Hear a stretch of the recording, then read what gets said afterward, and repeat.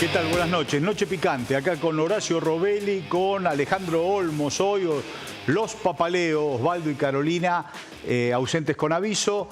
Una noche picante de este tiempo, una noche picante brava, una noche picante del 2024. Todo se puede evitar, menos las consecuencias. Todo se puede evitar, menos las consecuencias.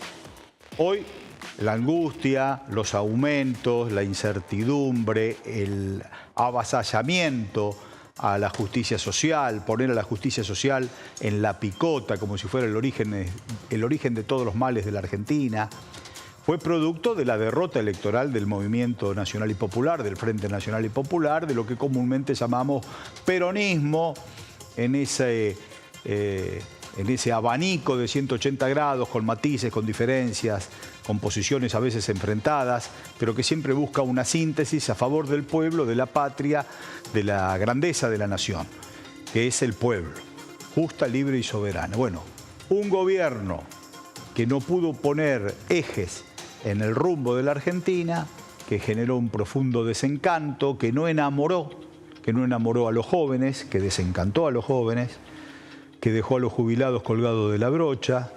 El gobierno de Alberto Fernández, de Alberto y Cristina, para ser sinceros, el gobierno del Frente de Todos ha sido muy condescendiente con el sistema. No pateó el tablero, no pateó el hormiguero.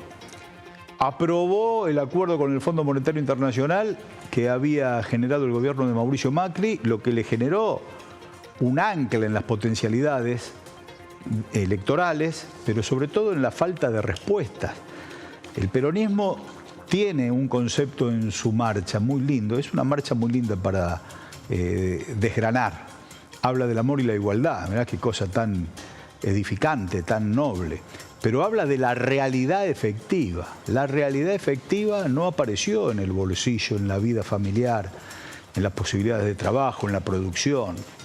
Ese obrero calificado de principios del siglo XX, que tiene su correlato hoy en los grandes programadores del mundo digital. No es el peronismo una foto sepia, también el mundo digital, la soberanía digital, todos esos temas no los abordó el gobierno. Y ese desencanto hizo que muchos sectores eligiesen apretar el botón rojo ahora. Bueno, si tiene que pasar, que pase rápido. Y ganó Javier Milei. Y hoy las políticas de Javier Milei, que enunció en la campaña, ya se están aplicando. Hoy o mañana, ahora vamos a hablar con los que saben, va a regir el aumento en el boleto, que por supuesto le hicieron un descuento, porque era sobre llovido mojado si el boleto iba a 600, 700, 800 pesos en la región AMBA. Va a ir a casi 80, 70 y monedas, 70,90. Pero toda esa situación ha generado que muchos votantes digan, bueno, si tiene que ocurrir, que ocurra rápido, apretemos el botón rojo ya. Pero las políticas de Milei se están aplicando. Lo de la carne, lo de las góndolas, lo de la harina, lo de la nafta, lo del dólar oficial, prácticamente ahora en sintonía con el paralelo, lo que produjo una brutal devaluación. Y un DNU que ya se está aplicando, más allá de lo que resuelva el Poder Judicial. La Corte Suprema dijo, ese DNU lo vamos a tratar cuando termine la feria judicial, o sea, a partir de febrero. Y algunos jueces están dándole vida para que existirá una cautelar para poder impedir la aplicación de ese DNU.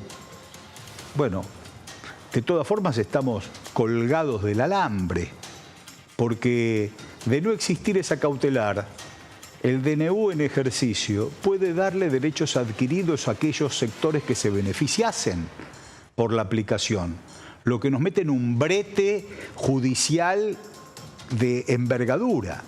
Bueno, en ese panorama arrancamos el 2024, con una esperanza, hay una luz en el final del túnel. Bueno, esperemos que no sea un tren de frente, la luz en el final del túnel tiene que ser un resplandecer de la vida política argentina, con esa fecha que pusieron los muchachos, las compañeros y compañeras de la CGT, el día 19 de enero. Poné la fecha, ¿te acordás del cantito? Bueno, se ve que quedó en la huella psíquica de muchos dirigentes gremiales y pusieron la fecha. Bueno, nosotros lo celebramos. El poné la fecha es una luz de esperanza para que en la calle la protesta a tanta política dura con los sectores populares, con los sectores del trabajo, con los más desocupados, a tanto desprecio al trabajador del Estado, a tanto desprecio al trabajador formal, pueda expresarse. Así que hoy vamos a analizar estos temas con los dos amigos y compañeros, con Horacio Robelli y Alejandro Olmos. ¿Qué tal, Horacio? Buenas tardes. Buenas tardes, casi buenas noches. ¿Cómo vas? Bueno, es lo que decís vos, uno tiene la esperanza de que este pueblo recapacite y que comprenda que así como estamos haciendo un brutal ajuste económico, lo que dijiste bien vos, devaluaron y liberaron los precios. Vos devaluás y liberás los precios y obviamente, mirá lo que hacen ahora con el corte de la carne. 7 cortes populares, o sea, lo que era el cuarto delantero, que estaba protegido porque, eso venía del gobierno del kirchnerismo. O sea, vos priorizabas la mesa a los argentinos, le permiten exportar, los chinos compran la red entera. ¿Qué van a hacer? Van a preferir vender afuera que vender adentro, porque afuera la carne la cobran en dólares y si la traen, porque volvemos a lo que decía Diana Mondino, los dólares le pertenecen a los exportadores, o sea que van a poder exportar a precio internacional. El precio de la carne es mucho mayor de lo que se paga afuera, debe ser uno de los pocos productos que se paga mucho más afuera que lo que se paga adentro. Y eso era ¿por qué? Porque tenías esta preferencia a estos 7 cortes populares. Se vuelve a encarecer el precio de la carne, con lo que significa el precio de la carne en la canasta básica. Sí, el matambre, el vacío, el asado, todo, la nalga, los cortes. Claro, los cortes populares. Pero eso lo planteaba, Alejandro, eso lo planteaba Echeverre cuando era ministro de Agricultura del gobierno de Mauricio Macri, planteaba que quien quiere comprar un kilo de cuadril lo tiene que pagar como si comprase un Mercedes-Benz. Que lo pague como si fuese un Mercedes-Benz. Eso es industria de precisión alemana. La vaquita que anda en nuestros campos no son los campos de usted, Echeverre, son los campos que tienen el clima de los 50 millones de argentinos y argentinas, que tienen el pastito de los 50 millones de argentinos y argentinas. Entonces, ¿cómo un producto que tiene nuestro país lo tenemos que pagar a precio dólar o a precio euro? ¿Cómo un kilo de cuadril puede valer lo mismo aquí en Palermo o en San Telmo o en cualquier barrio de nuestro conurbano o en cualquier carnicería de San Luis, de Mendoza, de Jujuy o de Santiago del Estero o de la Patagonia que lo que valiese en un supermercado de Ámsterdam? ¿Cómo es eso? Eso está en la entraña misma de la Argentina. Está en la entraña misma de un conflicto que no hemos podido resolver. Incluso esto supera al pacto Roca-Runciman. Para dejarnos sin los productos que generamos en nuestra patria. Pero además, la liberalización determina que no hay precios. Vos hoy vas a un lugar, tiene un precio. Vas a otro, tiene otro precio. Y además, hay una enorme acumulación de stock de cosas para mandarlas. Y una de las cosas, Gabriel, que es extremadamente preocupante, es que, primero, claro, es una opinión subjetiva mía, Milei es el instrumento de las grandes corporaciones, de los que manejan realmente el poder. Es decir, no es un señor que vino a tirar todo, lo pusieron ahí y ahora tenés que hacer esto, esto y esto y esto. Porque esa enorme ley ómnibus no fue hecha por Milei, fue hecha por Sturzenegger, que sabemos qué hizo y a qué responde. Claro, cada bufete de abogado de cada sector rentista o cada sector exportador o cada sector de la patria financiera, de la especulación financiera, puso su luz ahí. Claro, ahora, lo grave es que toda la estructura legal de todo esto viola el Estado de Derecho. Son tan improvisados en el apuro que hoy leía en La Nación que derogaron una norma de una ley que no existe. Hasta eso han llegado. Ahora, además del megadecreto que, excepto un constitucionalista al que tenía cierto respeto, trató de justificar a Alberto Bianchi, todos, y no precisamente el kirchnerismo, Sapsay, Gil Domínguez, todos todos se han pronunciado en forma contundente, y sobre la ley ómnibus tiene... Es decir, para mí lo más allá de cómo altera toda la estructura económica del país y la desregulación y todo lo demás, para mí una de las cosas más graves es que el presidente pretende la suma del poder público. Y es clarito, porque en las primeras normas él pide que le den facultades delegadas por 2 años y después él mismo puede prorrogarlas por 2 años más. Ahora, toda la doctrina constitucional establece que la delegación de facultades tiene que ser absolutamente restrictiva y en casos muy puntuales. ¿Cómo se le va a dar al presidente una delegación en toda una enorme cantidad de materias que tienen que ver con la estructura económica, productiva y social de la Argentina? Imagínate si esa misma delegación la hubiese pedido Sergio Massa o Miriam Bregman. No, por supuesto. No, además hay otra realidad. ¿Qué pasa si mañana, a través de otra elección, viene un demente y dice, bueno, yo también emite un decreto? Es decir, eso es lo que no resiste el mero análisis, Gabriel. Es decir, sobre el fundamento de la libertad y de todo ese palabrerío insustancial que muy poca gente lo cree, y a otros están esperando con cierta esperanza de lo que pueda pasar. Pero la realidad objetiva es que esto significa el desguace del Estado Nacional, haciendo lo que ni la dictadura se animó. Porque sacar el tema de las muertes, las torturas, es decir, la dictadura, claro, Martínez Dios tenía cierta envergadura económica y otra formación, ¿no? Pero no se animaron a semejante cosa. Es decir, van a privatizar YPF, aerolíneas argentinas. Todo lo que pueda. Todo. Pero la dictadura militar, con toda la sangre, la violencia, la tragedia, el terrorismo de Estado tan brutal, era una dictadura.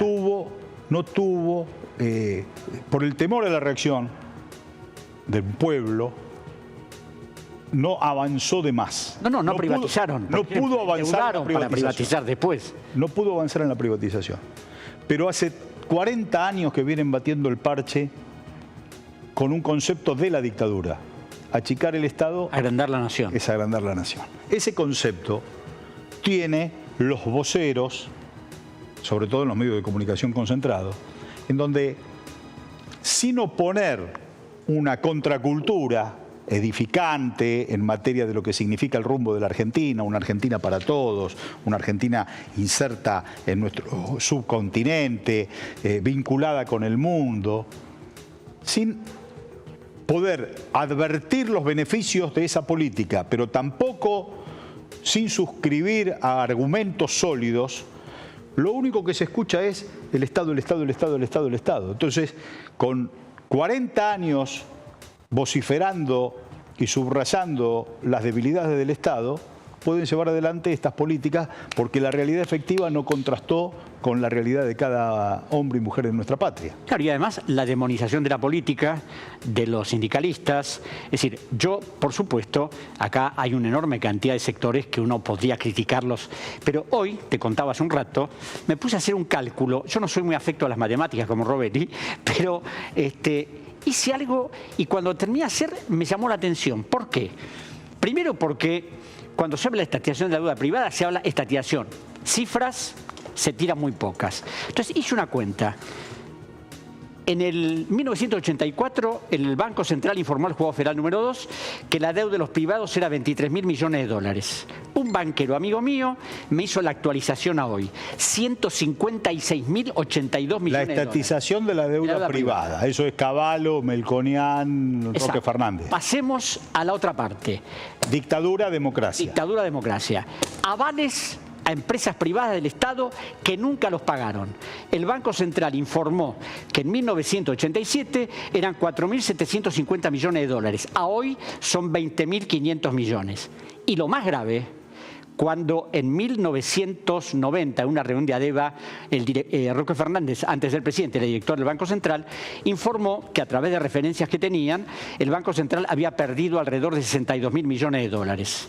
A causa de eso, Menem emitió el decreto 1901 creando una comisión investigadora que integraban César Arias, subsecretario de Justicia, Oscar Roger, que era Procurador General de la Nación, y el fiscal Molinas. La comisión investigó y emitió un dictamen lapidario diciendo que la deuda no era, lo que había perdido el banco no eran 62.000, eran 105.000 millones de dólares. Y después de hacer una descripción exhaustiva de qué se había hecho con la plata, plantean que los privados se llevaron más de 70.000 millones entre el 80 y el 90. Mi amigo el banquero, nueva actualización, 245.000 millones a hoy. Suma 245 más 156 más 20, el total de la deuda pública que tenemos hoy. Y 400 y moneda, 425.000 millones de dólares. Y además, plata que indudablemente está, ya sabemos dónde, en las guaridas. Ahora, ¿qué pasó con esa investigación que hizo Menem?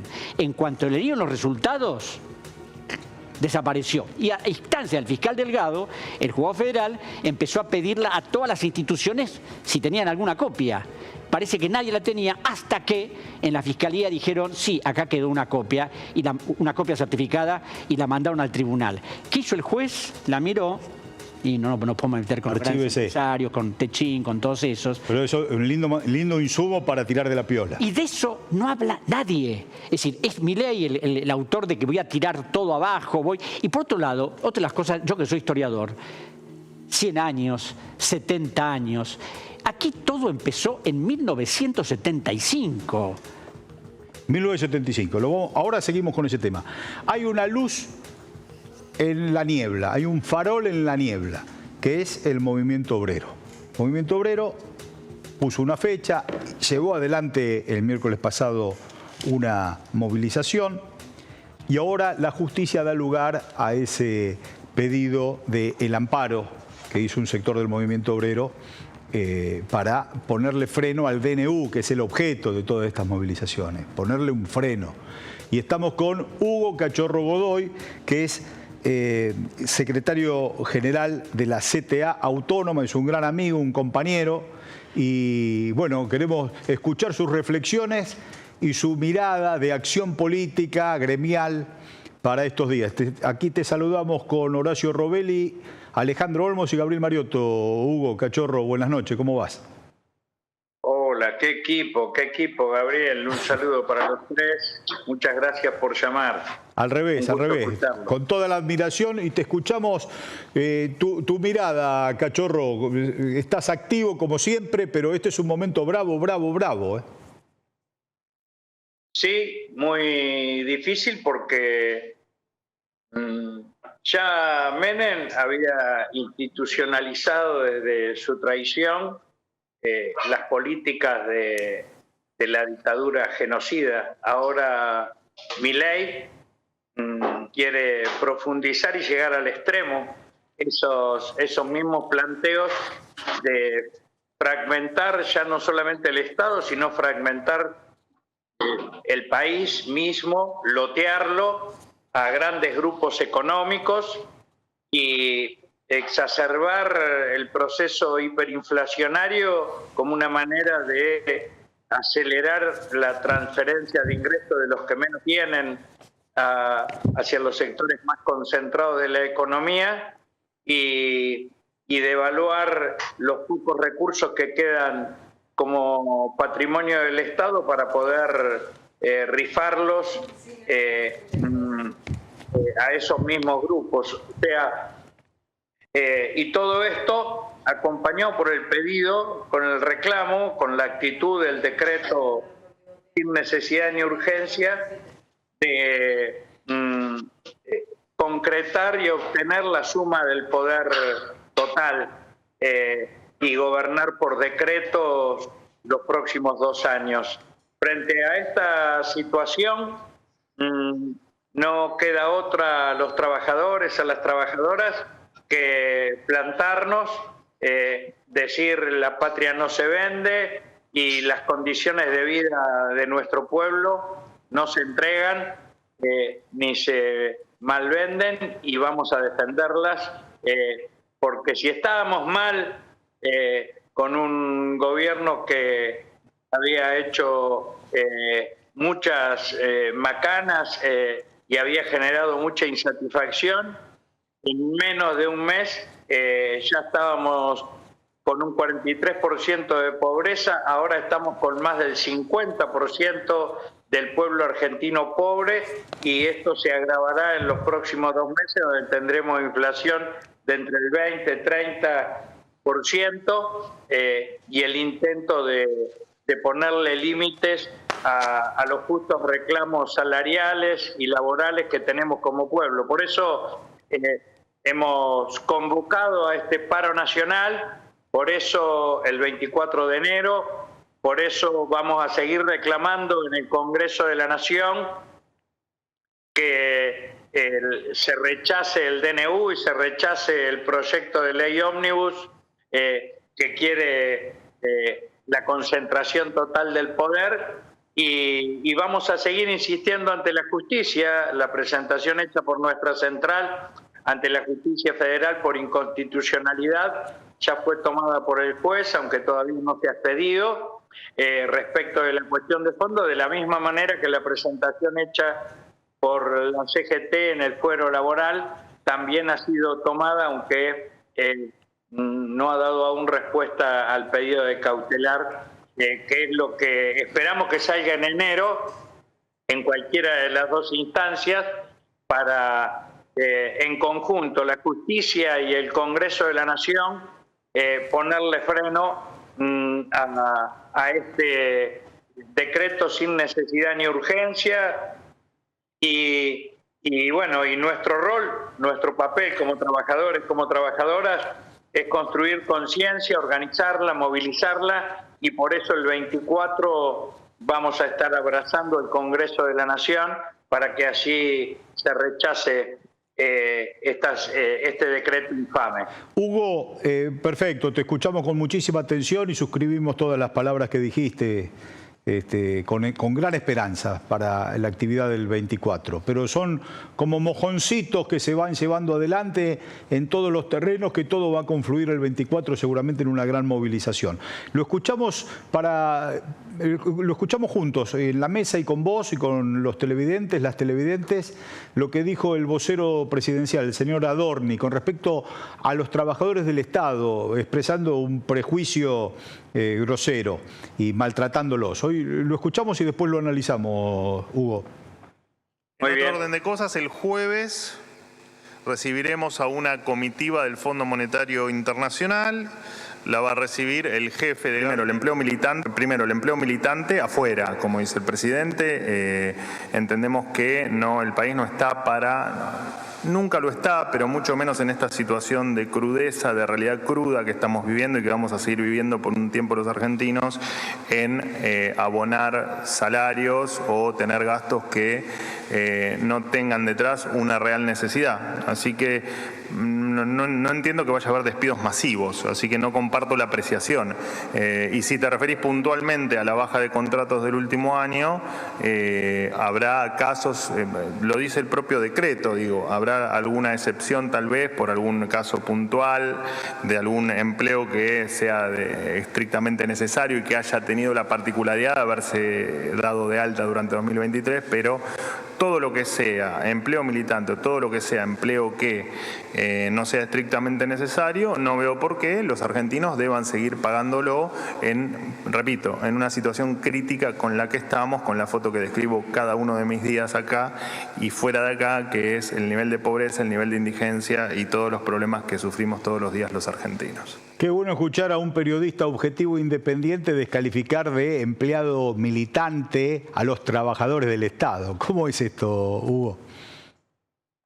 Bueno, esto ya lo dijo Macri cuando fue presidente, hablaban de la grasa militante. La verdad que es muy poco original lo de Adorni. Eso sí, aunque el salario de esos trabajadores significa el 0,001 del déficit fiscal, a esos hay que echarlo. Pero al Fondo Monetario Internacional, que significa la mayor parte del déficit fiscal, lo que se paga en concepto de esa estafa llamada deuda externa, con ellos se renegocia y se aceptan sus condiciones. Eso es ser lacayo, eso es ser cipayo. eso de estar un gobierno al servicio de esos grandes grupos económicos. Y no cabe ninguna duda que tampoco son unos pocos, son 7.000 trabajadores que con este decreto quedarían sin trabajo, de los cuales muchos son trabajadores discapacitados y trabajadores de diversidad de género, porque fueron nombrados el último año para cubrir los porcentajes que obliga la propia Constitución, la propia ley de cobertura para esas minorías.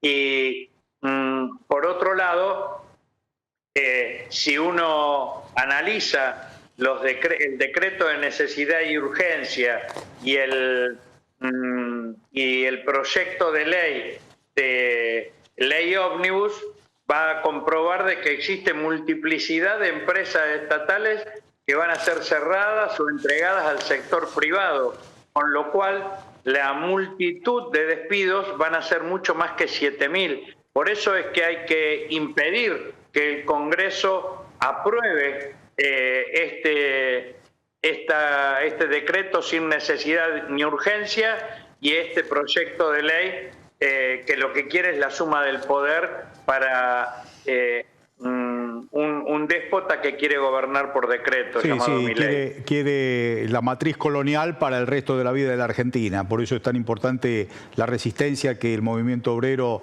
en todas sus vertientes, unificado, se muestra en las calles. Y bueno, esperemos que el Congreso haga lo mismo, ¿no? Que se le ponga freno en ambas cámaras, precisamente para que esa matriz colonial no pueda sostenerse en el tiempo. Es decir, una tragedia para el pueblo, para la patria, para la soberanía. Que tenga vida este decreto sin necesidad de urgencia, como vos bien lo calificás, permitiría que se lleven adelante acciones que después, en pos de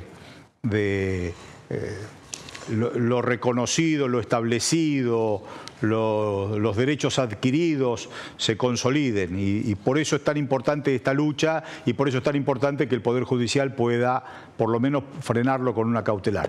Te mandamos un fuerte abrazo, Hugo, y estamos en contacto. Línea Roja, dado que son ustedes, los dirigentes gremiales, junto con la base de los trabajadores y trabajadoras, los que llevan adelante esta resistencia.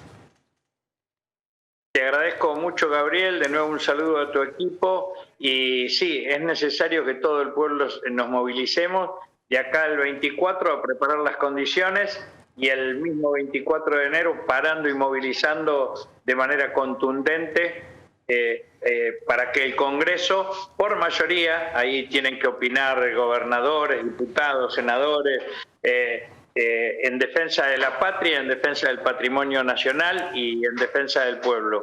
Muchísimas gracias y un saludo a toda la audiencia. Fuerte abrazo, gracias.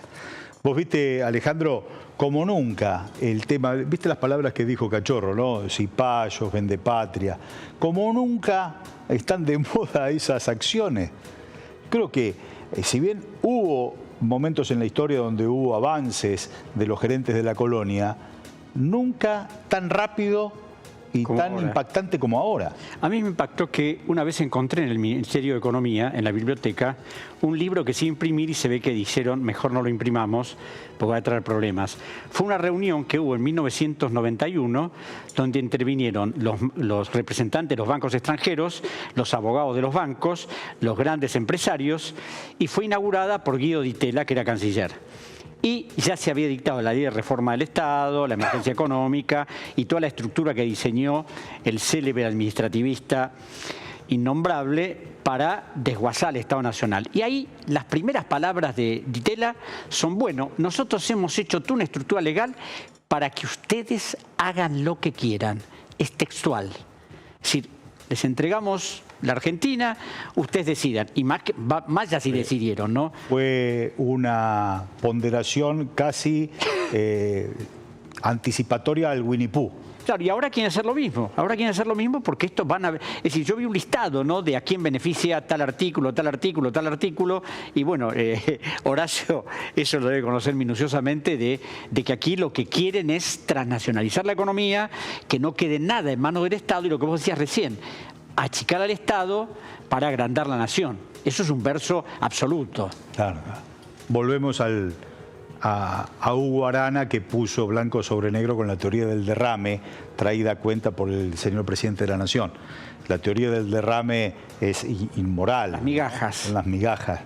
Y aparte, la acumulación de capital del sector financiero hace que no se derrame absolutamente nada, porque siempre se acumula, se acumula, se acumula, y el derrame es inexistente. O sea que la misma lógica que tiene el capitalismo salvaje hace que eso sea imposible. El desprecio por las clases populares. Recién Cachorro hoy decía algo que Horacio también conoce bien, porque ambos tenemos antepasados tucumanos. Alfonso Prat-Gay, que es hijo de tucumano, nieto de tucumano, es decir, y de antepasados santiagueños, habló de la grasa militante y de los provincianos con un desprecio absoluto, como si él hubiera sido injertado o nacido en los Estados Unidos, ¿no? Es decir, llegan a un determinado nivel de poder y entonces tenemos que separar todo aquello que, bueno, que pueda perjudicarnos. Claro.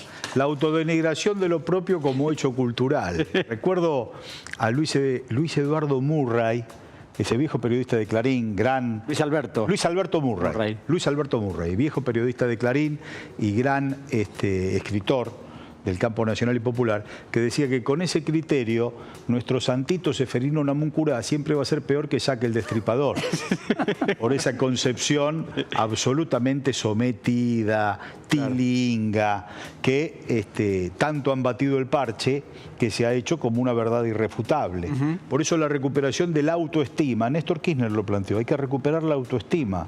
¿Cómo puede ser con las expresiones culturales tan lindas que tiene nuestro pueblo, la cultura popular, las mañas que tenemos en materia de conseguir trabajos, de arreglar, de poner satélites? Digo, desde la cosa manual más pueril de un changarín hasta el conocimiento científico. Eso, Gabriel, no tiene que ver con los negocios. Yo siempre recuerdo que nada que ver con los negocios. Cuando Rubén Darío era corresponsal de la Nación en Estados Unidos, mandó un trabajo contando un poco la realidad de Estados Unidos, que no solo todo era fantástico, ¿no? Y el director del diario, Bartolomé Mitre, hijo del general Mitre, le contesta diciéndole que iban a tener que suprimir algunas partes de la nota porque, en resumen, el periodismo es una mercancía y como tal debe ajustarse a su mercado. En consecuencia, nosotros no podemos tirarnos contra los que nos bancan. Claro, la Nación siempre coherente, siempre, en la línea Mitre, sí. Y el libertador de la lengua, en este caso Rubén Darío, también siempre preciso.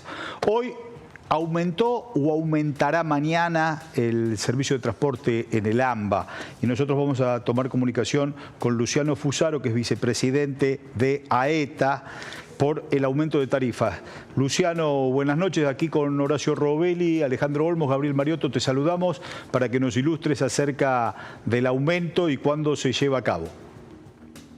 ¿Qué tal? Buenas noches. Sí, este es un aumento que va a empezar a regir, en estos días se están cargando los cuadros tarifarios en la validadora SUBE, que después esto impacta en las máquinas. Probablemente en el transcurso de los próximos días va a estar vigente ya el boleto mínimo, que se irá a 77 pesos, recordemos que hoy está en 52.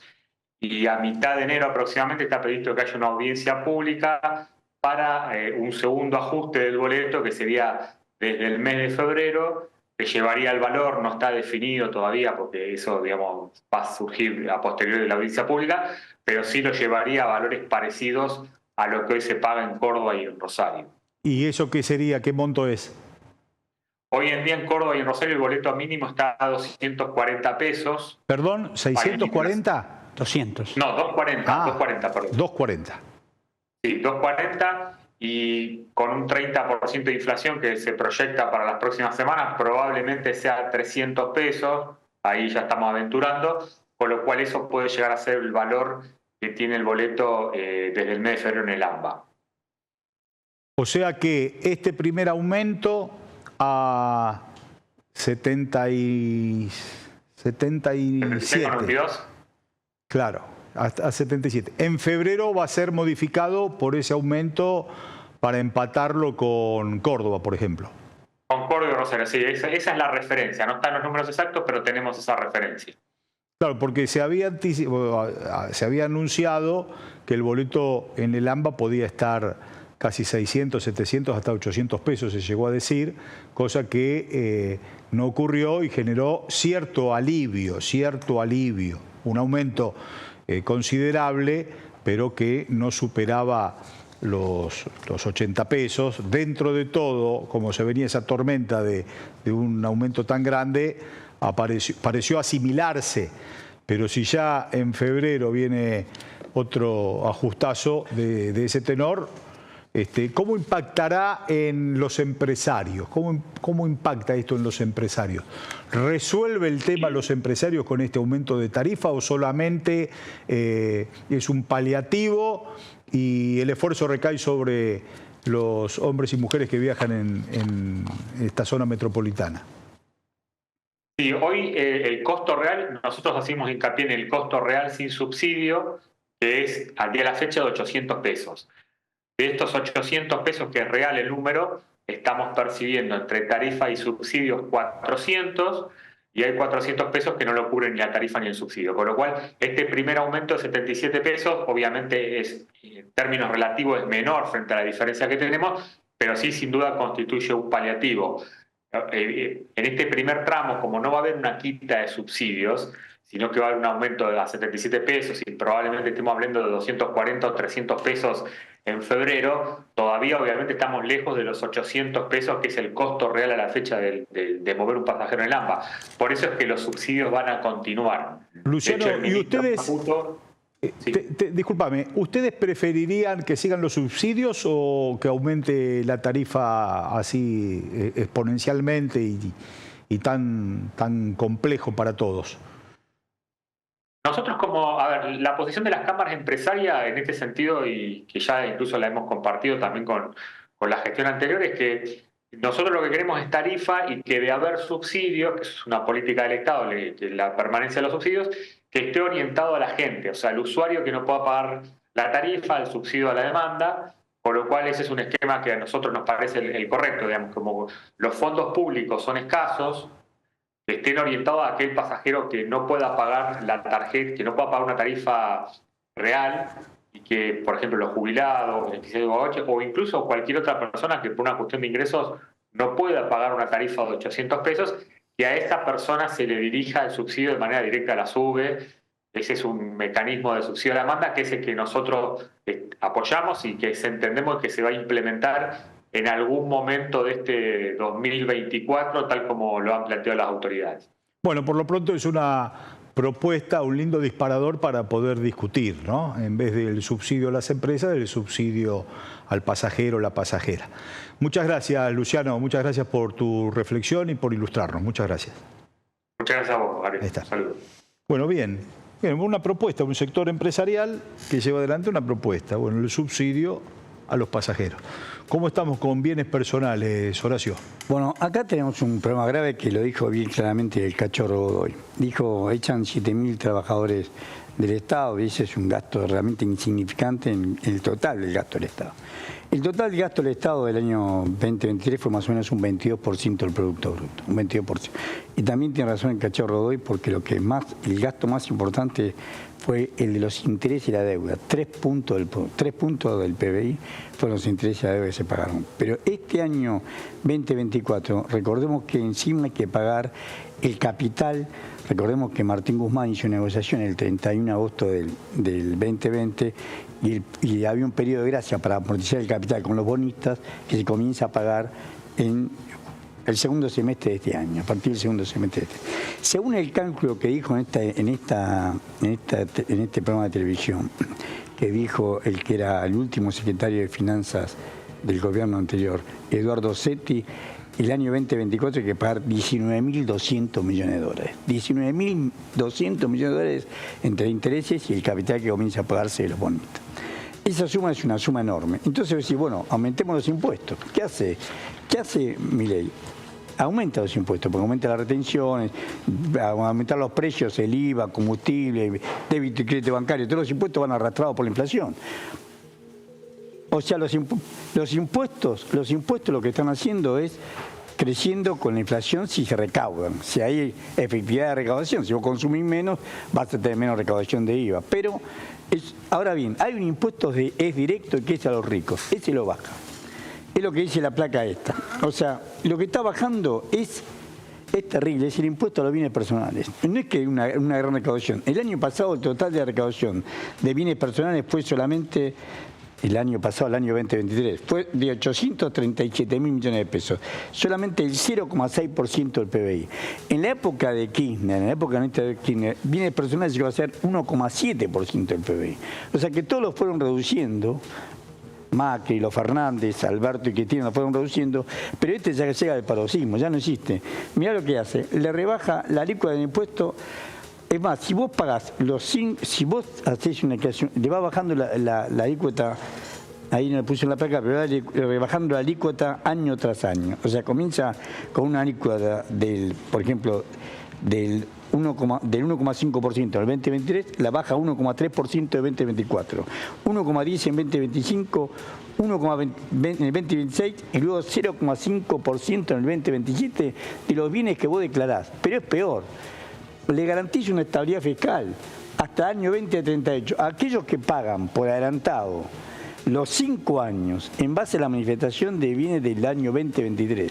Lo mismo vos declarás tu patrimonio, en base al patrimonio de tu casa, del auto, declarás ese patrimonio. El valor fiscal te van reduciendo la alícuota y si lo pagás todo ahora en forma anticipada, nadie más te va a gravar con el impuesto. Tenés esta estabilidad, con esta tasa que te va reduciendo hasta el año 2038 por ley.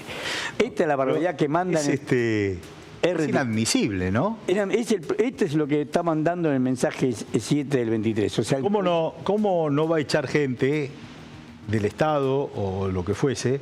¿Cómo no va a desactivar la ayuda social? ¿Y cómo no va a vender empresas del Estado si están haciendo todo para mí? Dame. O sea, encima lo benefician con esto. O sea, no solamente, porque está bien, bueno, pusimos un 30%, pasamos al 33% de la soja, le pusimos 15% de retención en muchos productos, devaluamos, eso teóricamente significa un mayor ingreso del punto de vista. O sea, en la mentalidad de Caputo cerraba con las retenciones, pero cuando volvés por adentro, al caerse el nivel de actividad, porque este va a ser una recesión muy profunda. Esto tiene que ser aprobado. Sí, este es el impuesto tiene que pasar por diputados y ser aprobado. Un DNU no puede tratar temas fiscales, pero es un tema para seguirlo, ¿no? Para seguirlo en detalle de lo que ocurre en las cámaras. Pero lo que queremos hacer centro es esto, o sea, vos le estás aumentando las tarifas a la población, le sacás subsidio, le echás gente. Y a los ricos, nada. A los ricos les beneficiás, les reducís. Sí, por la teoría del derrame. Se le van a caer unas moneditas a los que hacen esa declaración. O sea, el tipo que tiene casa, yate, los campos... O sea, que mientras tanto, el monotributo arriba. Y paralelamente el monotributo se triplica. O sea, triplica. El que paga 2.000 pesos ahora va a pagar 6.000 pesos. O sea, triplica todo lo demás impuestos. Y el impuesto, que es el impuesto directo por excelencia, es el impuesto a la propiedad, al patrimonio tuyo, porque bienes personales es el impuesto al patrimonio. Este está en la ley ómnibus. En la ley ómnivus, claro, en el mensaje por eso, 720. hace 3 días llegaron a Punta del Este 250 aviones privados. Claro. Son los mismos que esos aviones. Hay que ver si lo tienen declarado acá. Si lo tienen declarado acá, no pagan. O pagan mínimamente. Bueno. Y si pagan ahora, si pagan el 2024, pueden aumentar su patrimonio en 5 años. Total, nadie va a fiscalizar nada porque van a tomar. Pagaste en forma anticipada en base a tu patrimonio el 2023 y tenés estabilidad fiscal. No te pueden modificar la reducción de alícuota hasta el año 2031. Como la norma que quieren ratificar del convenio con Luxemburgo, ¿no?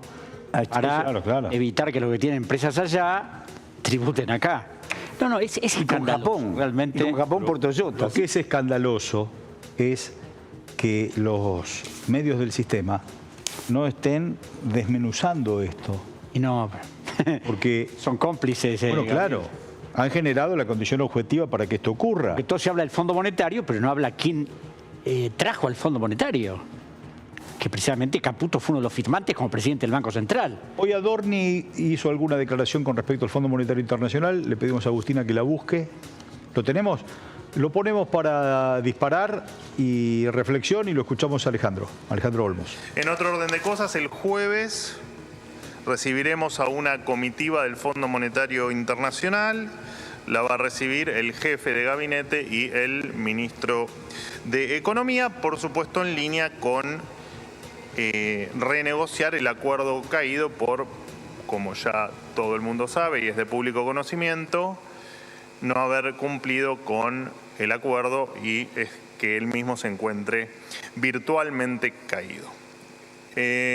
Hasta aquí lo que tengo para decir el día de hoy. El acuerdo caído. Nosotros lo planteábamos, que este acuerdo que el Fondo obligó a que el Congreso trate para dejarle las huellas pegadas al Frente Nacional y Popular, al peronismo, avalando la deuda que tomó Mauricio Macri, en algún momento iba a caer y había que renegociarlo.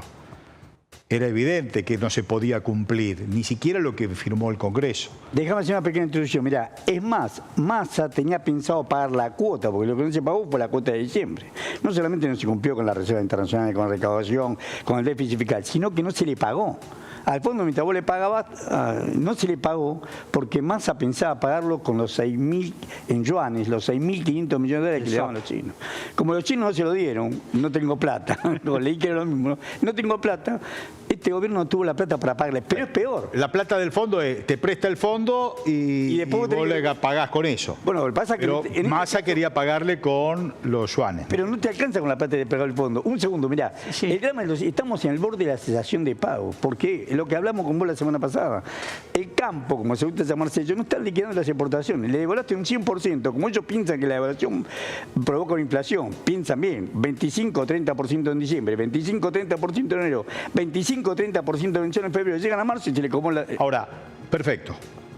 Ahora, esta caída del acuerdo con el fondo, ¿en qué nos puede beneficiar si hacemos las cosas bien? No si hacemos lo que va a hacer el gobierno. No va a hacer en nada, Gabriel, porque primero, al fondo se le deben ahora 41.647 millones de dólares, de los 44.545 que llegaron.